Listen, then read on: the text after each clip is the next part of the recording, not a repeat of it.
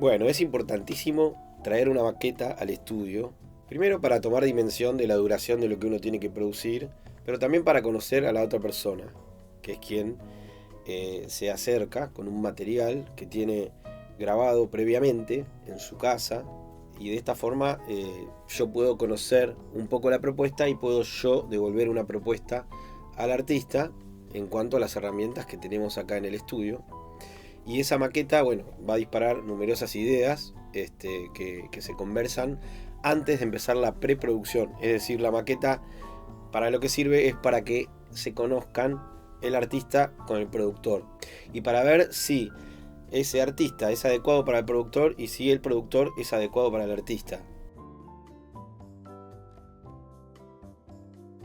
Bueno, la preproducción es importantísima en el sentido de que hay una puesta en marcha de un primer trabajo, digamos, entre artista y productor. En ese momento es cuando se empiezan a conocer, en ese momento es donde el artista empieza a valorar las herramientas que el productor pone en juego para producir su música, y lo que se hace es justamente abordar el material y se hacen las primeras pruebas con las ideas del productor. En esta preproducción, obviamente, uno trata de producir la música lo más parecida posible al resultado final, justamente para que tanto productor como artista se empiecen a dar una idea de qué es lo que están buscando y qué cosas van a aparecer en el medio. Después, en lo que va a ser la grabación, digamos, va a haber muchas herramientas que van a aparecer en la preproducción. En ese momento también el productor y el artista se juntan a tocar las canciones, empiezan a buscar, a componer juntos también. El productor realiza propuestas formales, armónicas, texturales, agarra su paleta de herramientas y las pone todas en juego. ¿Para qué? Para que el artista se sienta verdaderamente acompañado en ese proceso, porque el productor tiene que acompañar al artista. Esa es la verdadera respuesta. Digamos, tenemos que acompañar al artista para que llegue a su audiencia lo más fielmente posible. Entonces, el productor siempre va a tener, además de herramientas para brindarle al artista que no tiene, también va a tener como la otra mirada, digamos, la otra escucha. Una escucha más crítica, porque el productor está siempre con esa escucha crítica, siempre está en contacto con esa materia, y entonces siempre va a tener ideas nuevas para darle al artista.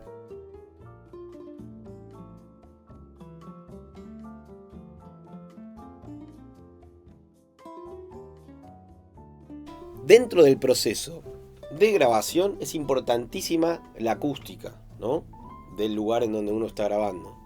Pero no solamente la acústica, sino el lugar en donde se van a colocar los micrófonos respecto de las fuentes que producen el sonido. Para eso, obviamente, también tenemos que tener idea de qué micrófono es adecuado para cada fuente. Entonces, tenemos por un lado la acústica, los micrófonos y cómo posicionarlos. Si hacer una toma mono, si hacer una toma estéreo, hacer diferentes técnicas estéreo, por ejemplo.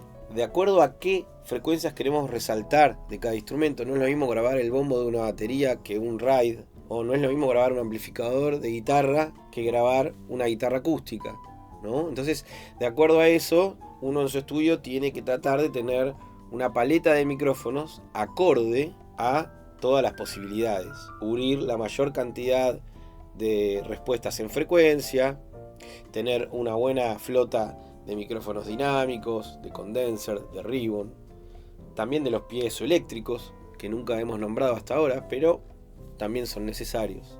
Es bueno concentrarse en poner bien los micrófonos y en hacer buenas tomas, para no pensar en que después en la mezcla las cosas se pueden solucionar. Siempre vamos a tratar de pensar de que la mezcla y el mastering son potenciadores de virtudes más que correctores de defectos.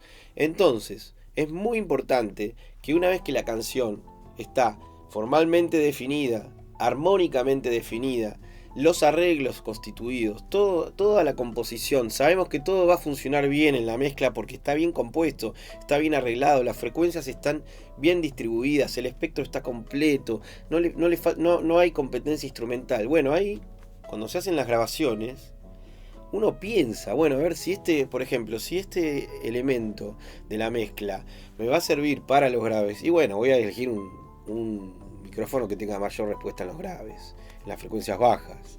En cambio, si quiero un instrumento que me dé más brillo in the mix, o sea, voy a pedir un micrófono, voy a querer colocar un micrófono que agarre mejor las frecuencias altas, o sea, los high end, ¿no?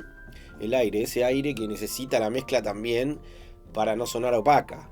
Entonces, desde un primer momento, cuando uno está microfoneando, lo tiene que pensar como un elemento creativo y estético. No es solamente una cosa técnica, es estético. El posicionamiento del micrófono es un hecho estético. No podemos disociar lo técnico de lo estético desde la producción musical. O sea, la composición, los arreglos, la elección de los micrófonos, el posicionamiento de los micrófonos, todo tiene que ver con una idea estética. O sea, lo técnico y lo estético van permanentemente entrelazados y son interdependientes. Es importantísimo organizar el DAW porque después a la hora de mezclar con tantos canales uno se empieza a perder. Me parece a mí que es importantísimo, por ejemplo, empezar a orquestar el DAW, pensarlo desde lo más grave hacia lo más agudo. Puede representar con colores en el DAW, o sea, cada canal puede tener un color y de acuerdo a reglas sinestésicas que el propio productor tiene, empezar a asociar las funciones a los colores. También es importantísimo saber colocar los instrumentos o las funciones en buses para aplicar procesos a las funciones, pero también a los instrumentos. Sobre todo, ordenar el DAW es poder después ubicarse mejor en los elementos in the mix, en los instrumentos y en qué función tiene cada instrumento in the mix dentro de esos elementos. Exacto. La mezcla tiene un montón de etapas. La ecualización sustractiva, la ecualización cuando uno bustea, son todos, por ejemplo, elementos que resaltan la virtud del arreglo. Digamos que si un arreglo no suena bien desde el crudo, no vamos a pretender que la mezcla corrija nada. Después el tema de la espacialidad, ¿no? Que los instrumentos y los elementos adquieran su proporción exacta en todo el espacio de frecuencias, en el espacio del left-right, lo que decimos el panorama, lo que decimos el front-rear, o sea, tomar como una esfera a la mezcla, como una cuestión esférica, ecualización, espacialización, compresión, todas esas herramientas de mezcla lo que van a hacer es que todos los elementos se escuchen nítidamente y todas las funciones justamente funcionen. Esto parece una redundancia, pero hay veces que no es solamente, bueno, la melodía se entiende bien, sino, no, hay que escuchar qué pasa en la base. O sea, hay competencia entre bombo y bajo, se escuchan claramente los dos. El tacho está nivelado bien con el bombo. A ver, cuando aparece un fill de bata o un fill de guitarra, ¿está nivelado respecto de la función lead sobre la función de la melodía? ¿Qué pasa cuando entra un coro? ¿Cómo lo alejamos? ¿Simplemente bajando el fader? ¿O hay herramientas para desplazar el coro hacia atrás y que no pise a la voz? Como pasa en muchos discos de rock nacional. Todas esas herramientas de mezcla son necesarias. Hay que estudiar mucha mezcla, hay que practicar mucho para que el tema justamente suene balanceado. Y el balance empieza desde la composición y los arreglos y se termina de realizar en la mezcla. Otra vez, lo estético y lo técnico conviven acá en esta etapa, ¿sí? ¿Y qué me puedes decir sobre la etapa de mastering? Nah, eso para titanio. Este video fue patrocinado por vos. Este video fue patrocinado por vos. Por vos y por todos los alumnos de Plastilina Records que hacen posible que generemos contenido. Si querés ayudarnos directamente, podés ser un alumno de Plastilina Records. Te dejo el link en la descripción. Pero no es la única manera de ayudarnos. Con ver, comentar o compartir estos videos ya nos ayudás un montón. Así podemos seguir sosteniendo este proyecto. Gracias a todos los que se quedaron hasta el final del video. Y te felicito por seguir aprendiendo.